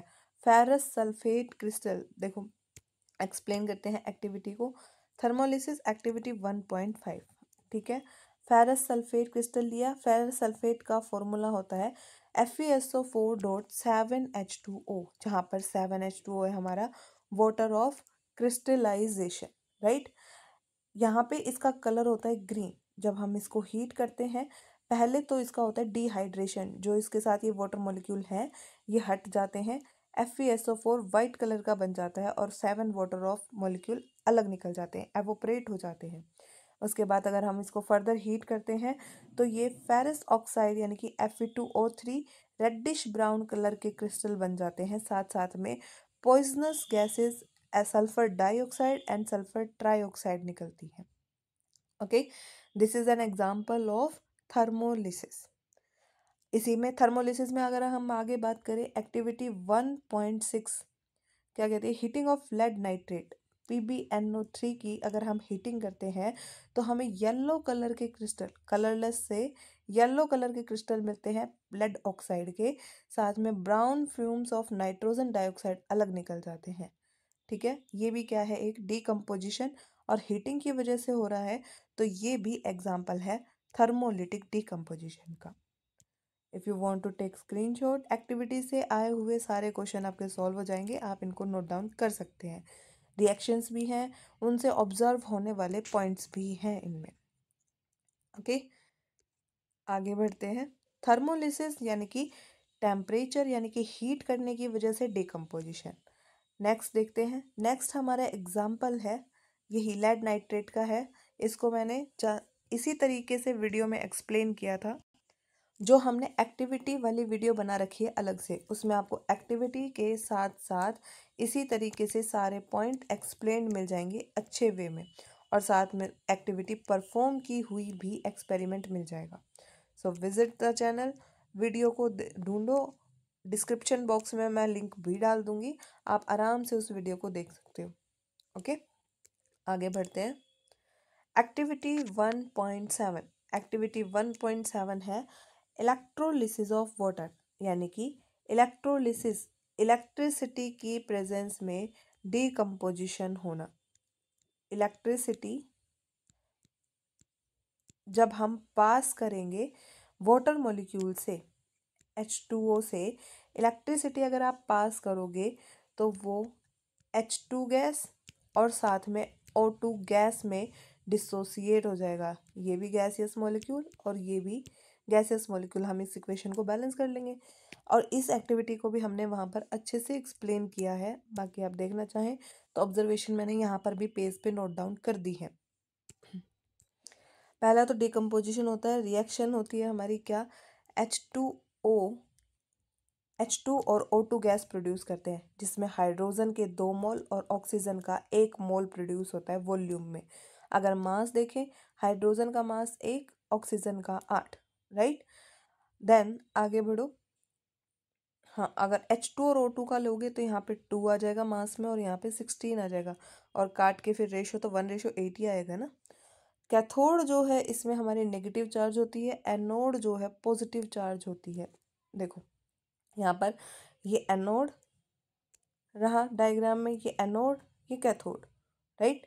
एनोड के ऊपर कैसा चार्ज होता है, पॉजिटिव, और कैथोड के ऊपर हमारा नेगेटिव चार्ज होता है। साथ साथ में एक इम्पॉर्टेंट क्वेश्चन इससे ये बनता है कि इसके अंदर जो इलेक्ट्रोलाइटिक सॉल्यूशन होता है प्योर वाटर नहीं होता, क्योंकि प्योर वाटर हमारा पुअर कंडक्टर ऑफ इलेक्ट्रिसिटी होता है। उसके अंदर कुछ ड्रॉप्स NaCl के यानी कि सॉल्ट के या फिर एसिड के डाले जाते हैं to enhance the electrical conductance, क्योंकि ये आयंस में ब्रेक हो जाते हैं और आयंस अच्छे से इलेक्ट्रिसिटी को कंडक्ट कर सकते हैं। कैथोड हमारी नेगेटिव चार्ज, उसके ऊपर हाइड्रोजन गैस प्रोड्यूस होती है और एनोड के ऊपर ऑक्सीजन गैस प्रोड्यूस होती है। ऑक्सीजन गैस है वो कंबशन में सपोर्ट करती है, मतलब अगर जलती हुई कैंडल उसके पास लेके आओगे तो लो बढ़ जाएगी। और हाइड्रोजन जो है वो पॉप साउंड क्रिएट करेगी। पॉप साउंड मतलब ऐसे जैसे हम बोतल का ढक्कन खोलते हैं तब आवाज़ आती है, वैसी आवाज़ आएगी। Okay, now move to the next one, photolysis. Photolysis का मतलब है, फोटोलिसिस यानी कि सनलाइट के प्रेजेंस में डिकम्पोजिशन होना। बहुत सिंपल रिएक्शन है। सिल्वर क्लोराइड या फिर सिल्वर ब्रोमाइड को अगर हम सनलाइट के प्रेजेंस में रखेंगे तो ये दोनों, सिल्वर क्लोराइड होता है वाइट कलर का, सिल्वर ब्रोमाइड येलो कलर का। सनलाइट के प्रेजेंस में ये ग्रे कलर का सिल्वर प्रोड्यूस कर देगा। और एक स्पेशल बात जो ये है, कलर्स फोटो सेंसिटिव होते हैं silver chloride, silver bromide. Black and white photography जो कि पुराने ज़माने में होती थी, ब्लैक एंड वाइट कैमराज आते थे फ़ोटो क्लिक करने के। मम्मी पापा की फ़ोटोज़ देखे होंगे अपने शादी के या दादा दादी के, उनमें वो ब्लैक एंड वाइट नेगेटिव्स बनते थे फ़ोटोज़ में, तो उनमें सिल्वर क्लोराइड या सिल्वर ब्रोमाइड का यूज़ होता था। ओके, ये थे हमारे 3 decomposition reaction, thermolytic decomposition, photolytic decomposition and electrolytic decomposition. Okay, let's move to the next one. ये वही दिया हुआ है AGBR की रिएक्शन जो कि हम ऑलरेडी एक्सप्लेन कर चुके हैं। ये क्वेश्चन देखो, अभी हमने सारे के सारे सॉल्व आउट कर लिए हैं। ए solution of substance X is use for white washing. White washing के लिए क्या यूज़ करते हैं हम, कैल्शियम हाइड्रोक्साइड। स्लैक लाइन में पानी डालते हैं, कैल्शियम हाइड्रोक्साइड बनता है, हाइड्रोक्साइड को हम दीवारों पे लगाते हैं, राइट, और फिर उससे कैल्शियम कार्बोनेट बनता है। फॉर्मूला बताना है एक्स का और नाम बताना है, कैल्शियम हाइड्रोक्साइड, और फॉर्मूला क्या होता है, CaOH twice, right. Right the reaction in the substance x name in above with water. Calcium hydroxide की वाटर के साथ रिएक्शन करानी है हमें, ठीक है। ये सारे क्वेश्चन आप इजीली एक्सप्लेन कर सकते हो। Okay, now move to the next slide. Next है आपकी डिस्प्लेसमेंट रिएक्शन। डिस्प्लेस करना मतलब एक जगह से कंपाउंड को हटाकर उसकी जगह दूसरा कंपाउंड प्लेस करना। ये तो एक्टिविटी दी हुई है, एक्टिविटी को बाद में करेंगे, पहले इसकी डेफिनेशन देख लेते हैं। डिस्प्लेसमेंट रिएक्शन क्या कहती है, the reaction in which A more reactive element displaces A less reactive element. मान लो एक मोटा आदमी है और एक पतला है, तो मोटा आदमी पतले की जगह बैठना चाहता है तो वो उसको धक्का दे के आराम से बैठ सकता है। मतलब more powerful element less powerful element को उसकी जगह से हटाकर खुद जाकर बैठ जाता है। जैसे डिस्प्लेसमेंट रिएक्शन जितनी भी है वो रिडॉक्स रिएक्शन है। ये आपको चैप्टर खत्म होते होते बाद में अपने आप समझ में आ जाएगा ये पॉइंट। देखो फॉर एग्जांपल ए बी कोई सब्सटेंस है, सी ज़्यादा पावरफुल है तो सी बी की जगह आके बैठ गया, यहाँ पर बन गया ए सी और बी अलग निकल गया। ओके, डिस्प्लेसमेंट रिएक्शन हमारी दो टाइप की हो सकती है। मेटल मेटल डिस्प्लेसमेंट, मतलब एक मेटल दूसरी मेटल को डिस्प्लेस कर दे।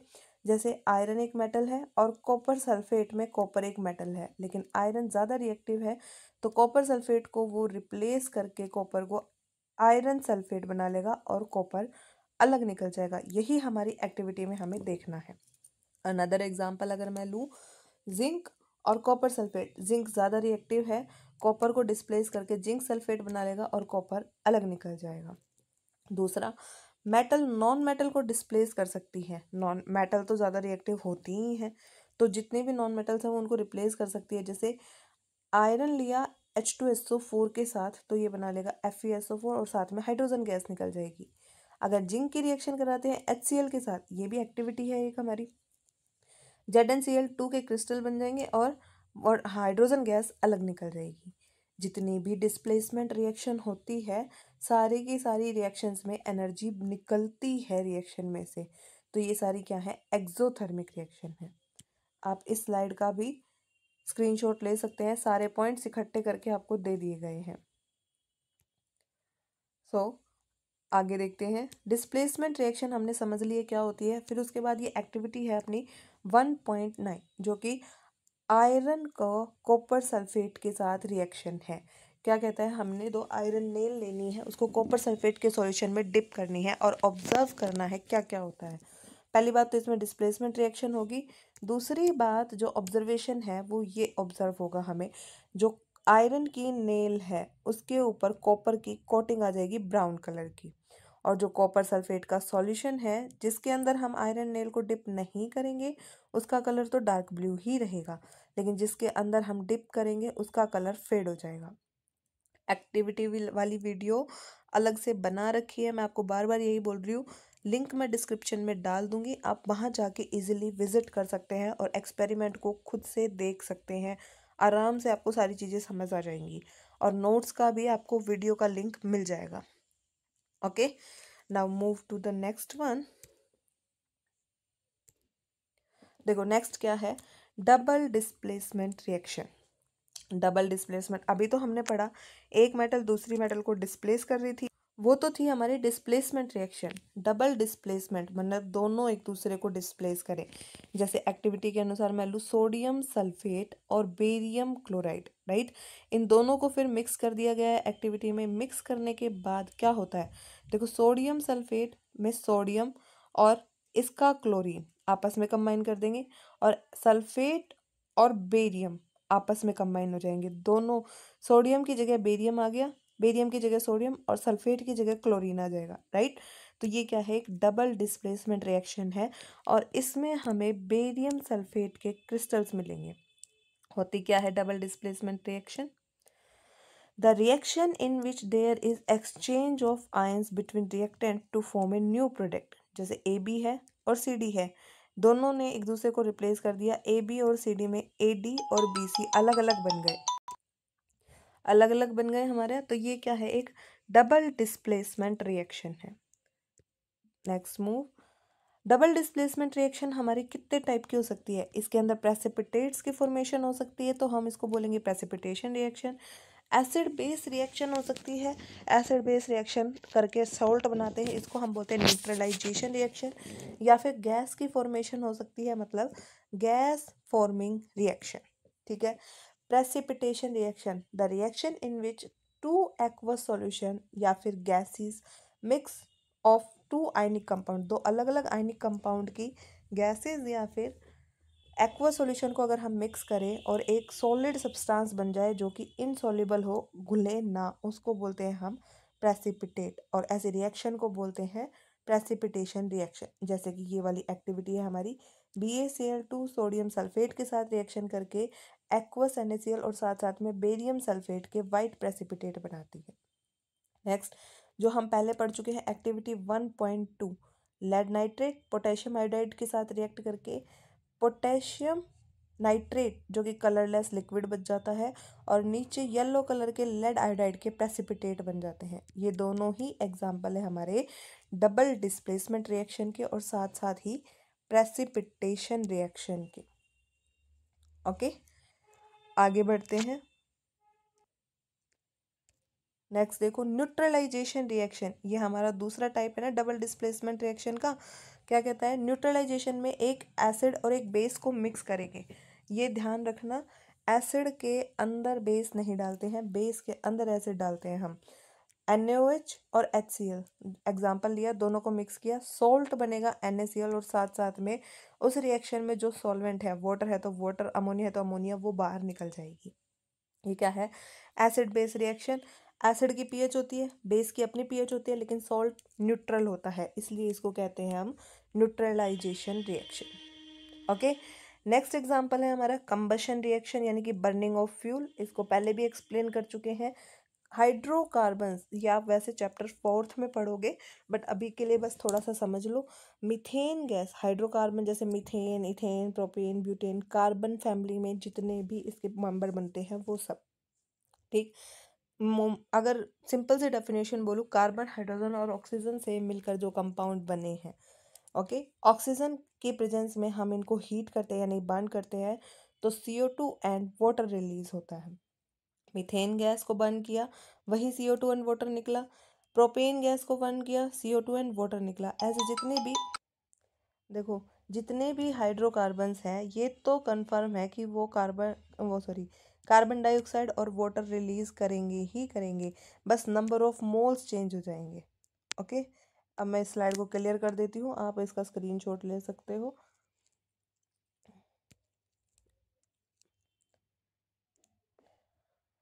Please like, share and subscribe the channel. अभी तक हमने पढ़ा है कॉम्बिनेशन रिएक्शन, डिस्प्लेसमेंट रिएक्शन, और अभी अभी हमने पढ़ा डबल डिस्प्लेसमेंट रिएक्शन। डिस्प्लेसमेंट तीन टाइप की थी, सॉरी, डिस्प्लेसमेंट तीन टाइप की थी, और डबल, सॉरी माय मिस्टेक। अभी तक हमने पढ़ी है कॉम्बिनेशन रिएक्शन और displacement reaction, double displacement reaction और डिकम्पोजिशन रिएक्शन। डिकम्पोजिशन हमारी तीन टाइप की थी, फोटोकेमिकल, इलेक्ट्रोलिटिक एंड थर्मोलिटिक। इसी तरीके से डबल डिस्प्लेसमेंट हमारी तीन तरीके की है। पहला हमने अभी अभी पढ़ा था, ये वाला प्रेसिपिटेशन हो सकता है, न्यूट्रलाइजेशन और गैस फॉर्मिंग रिएक्शन। गैस बन सकती है, जैसे इसमें CO2 और CO2 बन रही है। ओके, नेक्स्ट आगे मूव करते हैं हम अपना ऑक्सीडेशन रिडक्शन रिएक्शन, जिसमें ऑक्सीडेशन होगा मतलब ऑक्सीजन का एडिशन होगा, रिडक्शन जिसमें ऑक्सीजन का रिमूवल होगा। देखो समझते हैं, ऑक्सीडेशन रिएक्शन वो होती है the reaction in which edition of oxygen या फिर रिमूवल ऑफ हाइड्रोजन हो, या तो ऑक्सीजन जुड़ जाए या हाइड्रोजन उसमें से निकल जाए। देन रिडक्शन, इसका उल्टा, एडिशन ऑफ हाइड्रोजन या फिर रिमूवल ऑफ ऑक्सीजन। ये होती है हमारी simple oxidation and reduction reaction. इसके अलावा दो टर्म और आती हैं, oxidising agent and reducing agent. ये क्या होते हैं, ऑक्सीडाइजिंग एजेंट, एजेंट क्या होते हैं, जो उस काम को कराने में हेल्प करे, जो एक ऑक्सीडेशन को कराने में मदद करे। मदद करेगा मतलब खुद का क्या होगा, रिडक्शन, सेल्फ रिड्यूस होगा, या फिर बोले the substance by the help of which oxidation takes place, जिसकी मदद से ऑक्सीडेशन होगा। रिड्यूसिंग एजेंट इसका उल्टा, रिड्यूसिंग एजेंट जो कि रिडक्शन को करवाएगा, substance by the help of which reduction takes place, reduction कराएगा मतलब खुद का क्या करेगा वो, ऑक्सीडेशन। ध्यान रखना केयरफुली, ऑक्सीडेशन रिएक्शन वो होती है जिसमें ऑक्सीजन ऐड हो या हाइड्रोजन हटे, रिडक्शन वो होता है जिसमें हाइड्रोजन ऐड हो और ऑक्सीजन हटे। ऑक्सीडाइजिंग एजेंट जो ऑक्सीडेशन करवाएगा मतलब खुद का रिडक्शन करेगा, रिड्यूसिंग एजेंट जो कि खुद का क्या करेगा, ऑक्सीडेशन, दूसरे का रिडक्शन करवाएगा। एग्जाम्पल देखते हैं, फॉर एग्जाम्पल H2S Br2 के साथ रिएक्शन करके HBr और सल्फर अलग निकल गया। देखो सल्फर के साथ हाइड्रोजन था और अब वो हट गया है, मतलब उसका क्या हो गया है, ऑक्सीडेशन हो गया है। और Br2 ने ये करवाया है, तो Br2 ने ऑक्सीडेशन कराया है तो ये क्या कराएगा, ऑक्सीडाइजिंग एजेंट का काम करेगा। ओके, देन देखें अगर हम फेमस रस्टिंग ऑफ आयरन, आगे हम इसको पढ़ने भी वाले हैं। रस्टिंग ऑफ आयरन में आयरन हमारा ऑक्सीजन के साथ रिएक्ट करके Fe2O3 बनाएगा, मतलब आयरन के साथ ऑक्सीजन जुड़ा है, इसका हो गया ऑक्सीडेशन। कराया किसने है, ऑक्सीजन ने, तो ऑक्सीजन क्या है, एक ऑक्सीडाइजिंग एजेंट है। इसी तरीके से रिडक्शन देखें, नाइट्रोजन प्लस हाइड्रोजन मिलकर अमोनिया बना रहा है, नाइट्रोजन के साथ हाइड्रोजन जुड़ रहा है, मतलब इसका क्या हो रहा है, रिडक्शन। और करा कौन रहा है, रिड्यूसिंग एजेंट कौन है, हाइड्रोजन। इसी तरह कॉपर ऑक्साइड हाइड्रोजन के साथ रिएक्शन करके कॉपर बनाएगा और वाटर अलग निकल जाएगा। H2 के साथ ऑक्सीजन जुड़ रहा है, H2 का तो क्या हो रहा है, ऑक्सीडेशन, राइट। और कॉपर का क्या हो रहा है, रिडक्शन, क्योंकि उसमें से ऑक्सीजन निकल रहा है। और H2 ये करवा रहा है इसका रिडक्शन, तो ये क्या है, एक रिड्यूसिंग एजेंट है। अगर नेक्स्ट देखो, इन दोनों को ऑक्सीडेशन और रिडक्शन रिएक्शन को अगर हम मिला दें तो उनको बोलते हैं redox reaction. RD for reduction, OX मतलब ऑक्सीडेशन। दोनों साइमल्टेनियसली होते हैं, मतलब एक साथ होते हैं। Reaction in which oxidation and reduction takes place simultaneously, उसको हम बोलते हैं रिडॉक्स रिएक्शन। थोड़ा ज़्यादा ही कचरा हो गया है, मैं स्लाइड को क्लीन कर देती हूँ, 1 मिनट, देन हम आगे बढ़ते हैं। देखो Fe2O3 आयरन ऑक्साइड एल्यूमिनियम के साथ रिएक्ट कर रहा है, तो आयरन अलग हो गया, Al2O3 अलग हो गया। आयरन के साथ ऑक्सीजन था, यहाँ पे हट गया, ऑक्सीजन का रिमूवल क्या होता है, रिडक्शन। एल्यूमिनियम अकेला था, उसके साथ ऑक्सीजन जुड़ गया, मतलब उसका क्या हो गया, ऑक्सीडेशन। इसके साथ ऑक्सीजन था, इसने एल्यूमिनियम का ऑक्सीडेशन करवाया, मतलब ये क्या है, ऑक्सीडाइजिंग एजेंट। इसने आयरन का, एल्यूमिनियम ने आयरन का रिडक्शन करवा दिया, उसके ऑक्सीजन को हटा दिया, तो ये क्या हो गया, रिड्यूसिंग एजेंट। आई होप आपको ये समझ में आया होगा। अगर कोई भी दिक्कत है तो आप वीडियो को रिपीट करके आराम से इस चीज़ को समझ सकते हैं। बच्चों को बहुत बार इन चीज़ों में कंफ्यूजन रह जाता है। इजीली आराम से वीडियो को रिपीट करके 2-3 बार देखो और देन अपने कॉन्सेप्ट्स को क्लियर करो। हम आगे बढ़ते हैं। आगे है effects of oxidation and reduction. Oxidation का हमारे डे टू डे लाइफ में कहाँ इफ़ेक्ट होता है, और ये एक इम्पोर्टेंट टॉपिक है और यहाँ का लास्ट टॉपिक है इस चैप्टर का, कोरोजन एंड रेंसिडिटी। ये ऑक्सीडेशन के इफ़ेक्ट हैं और ये हमारे लास्ट टॉपिक हैं। कोरोजन क्या होता है, कोरोजन हम सिंपली बोले तो जंग किस में लगती है, लोहे में, लेकिन बाकी मेटल्स में भी रस्टिंग होती है। देखो पढ़ते हैं, कोरोजन क्या होता है, जैसे it is a surface degradation मतलब सरफेस में जो है वो कमी आ जाती है, सरफेस हमारा टूटा फूटा हो जाता है। The process of metal by the action of air water and chemicals, जैसे अगर हम लोहे को ह्यूमिड एटमॉस्फेयर में छोड़ दें, हवा और पानी के कांटेक्ट में उसको छोड़ दें तो उस पर जंग लग जाती है। वही बोल रहा है ये, अगर हम मेटल को, किसी भी मेटल को एयर वाटर या केमिकल की प्रेजेंस में छोड़ दें एटमॉस्फेयर में खुला, तो उस पर कोरोजन लग जाता है, यानी कि जंग लग जाती है। The metal get convert to more stable form that is oxide, carbonate और सल्फाइड्स, मतलब नेचर में वो जिस स्टेट में रहना पसंद करती है मेटल, हमारी उस स्टेट में कन्वर्ट हो जाती है।